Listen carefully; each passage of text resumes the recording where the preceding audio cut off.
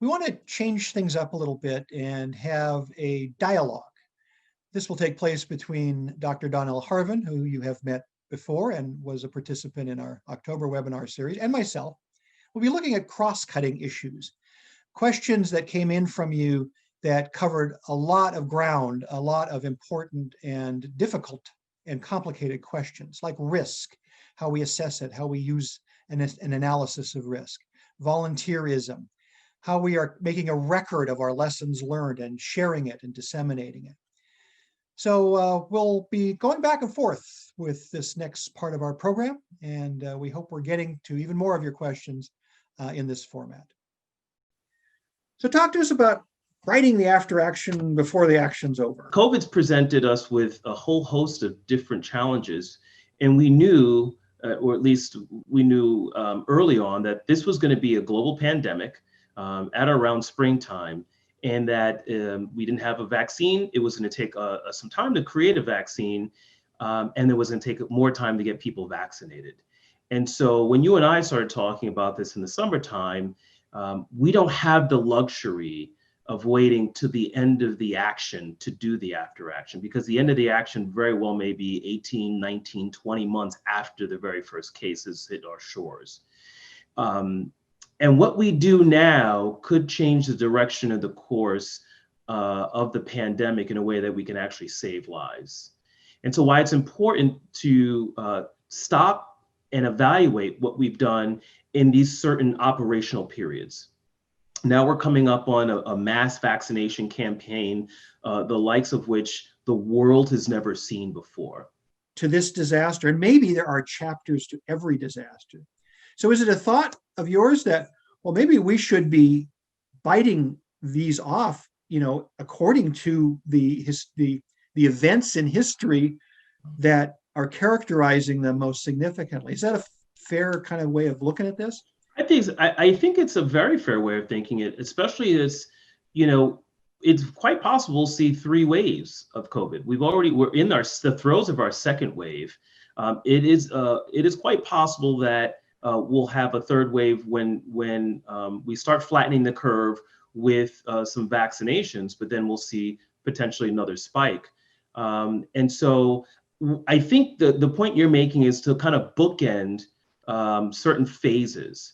And we went through a very long, difficult phase where we didn't have a lot of science. So it was really hard for us to be retrospective and understand what we were looking at. And I think if we kind of bookmark our misery and take it in sections, that's how we really fight this thing. And what I didn't articulate, and I'll flash it to you here on screen, this is actually my COVID journal. And for every day at the onset of COVID, I made entries. Part of that's important because we've never seen a protracted incident like this. And there are people who are coming in and out of this COVID battle, right? Who are fighting it and then coming offline, then coming back and fighting it. And where's the collective memorialization of the knowledge? There's a lot of things that aren't captured in the EOC. EOC is very quantifiable. It's very regimented. It's the experiences.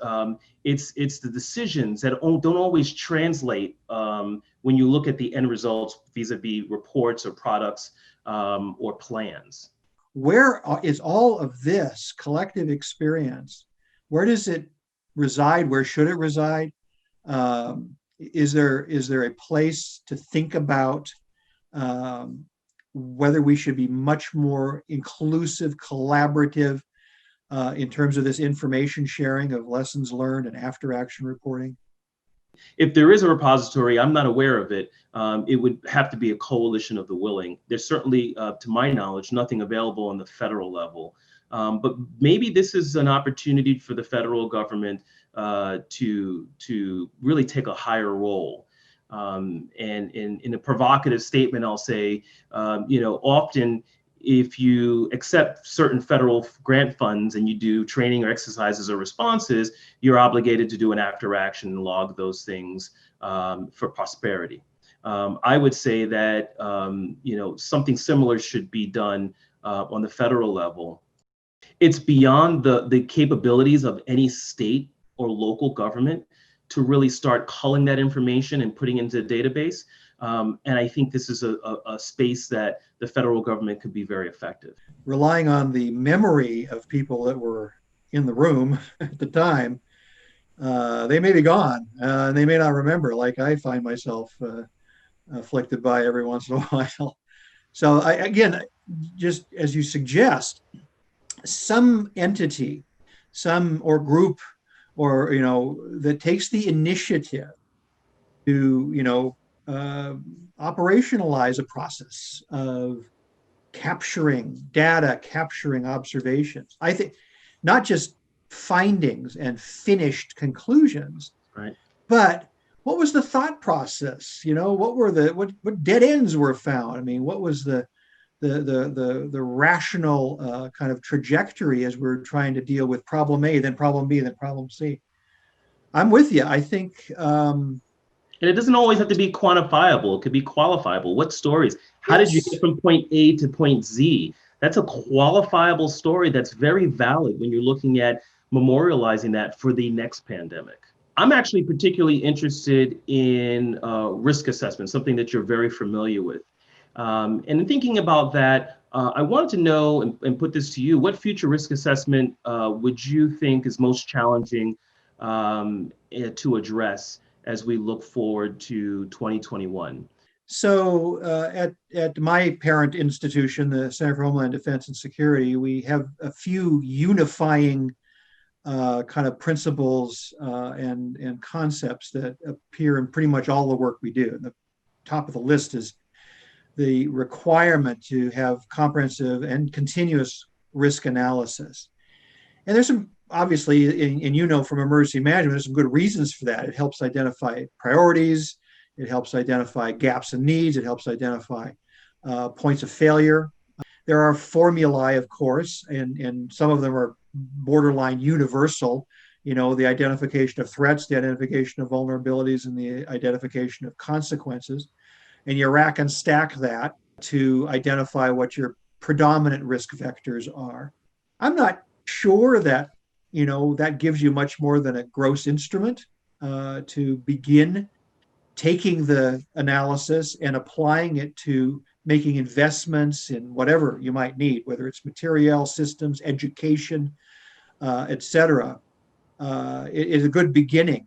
I think a risk assessment without understanding what you can and can't do is more academic than useful. In retrospect, I think probably many of the jurisdictions I've communicated with felt like they didn't get the COVID part right.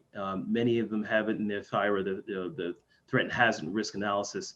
They didn't have pandemic as even in the top 10. And that's what we do in the intelligence realm. We do red teaming, we do alternative analysis, we do structured analytical techniques to talk about the what ifs. Over these years, I've found a few things. I've concluded a few things, maybe preliminarily. One is we should not be over relying on the outcome of the risk assessment process, the list. The ranking. Yeah, in some ways, the more important elements of undertaking a comprehensive, diligent, continuous risk assessment process is the process itself. There's another element we've discovered over the years, which is not part of that three-part formula, and that is timeliness. This is a theory espoused by one of our colleagues at the center, Chuck Enoff, who's done an awful lot of work on active shooter dynamics. And his formula is threats, vulnerabilities, consequences times timeliness capabilities. You can figure out what needs to be done, but if you've already got a field full of bodies, the war's been won. But if there's one area that really deserves our kind of priority attention, it's identifying points of failure. For pandemic, I think points of failure are becoming manifest. I think when we're looking right now at the delta between vaccine availability and vaccine delivery, we have some large and significant points of failure. I have read so many of these, though, over the years, where essentially they're saying, there isn't a whole lot wrong.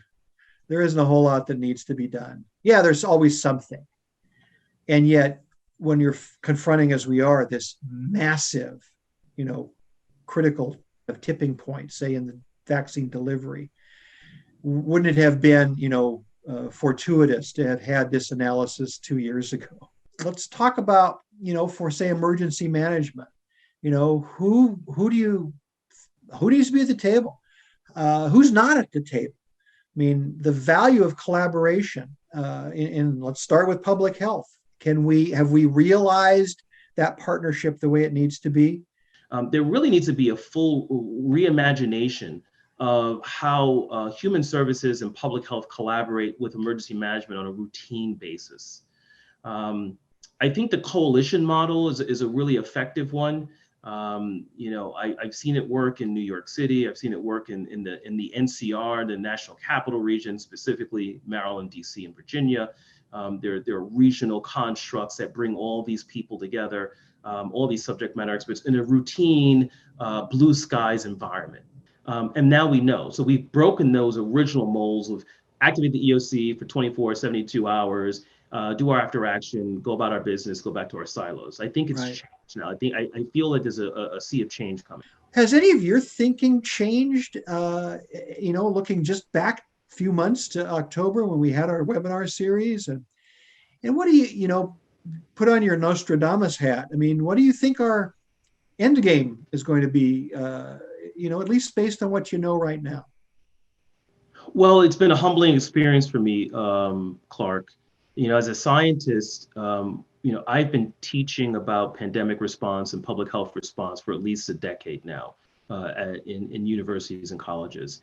And it was always my assumption when the big one hit, and because we were always talking about how overdue we were, that there's certain things that would happen. We'd have very clear public health messaging as outlined by the CDC, and we'd have a unity of effort among the federal, state, and local entities. And we'd have a populace that would be receptive to public health informatics and protective measures.